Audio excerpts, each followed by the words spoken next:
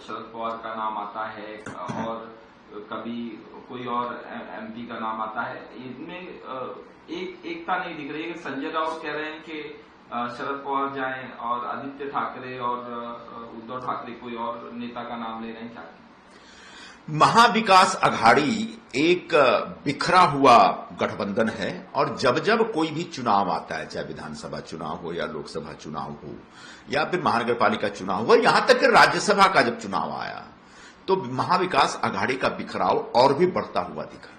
सच यह है कि एमवीए के पास किसी भी पार्टी में अपने दम पर राज्यसभा का एक सांसद चुनकर भेजने की क्षमता नहीं है।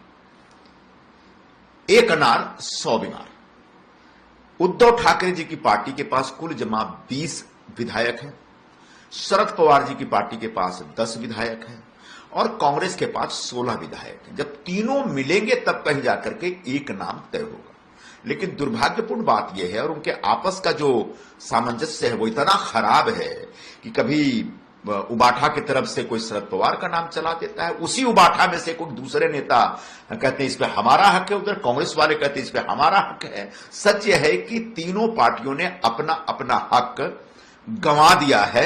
यह हक तीनों में से किसी के पास नहीं है। अब आने वाले दिनों में अगर इनके बीच एकता नहीं हुई तो हो सकता है कोई और यह सीट लेकर के निकल जाए। कांग्रेस के जो प्रेसिडेंट मल्लिकार्जुन खड़गे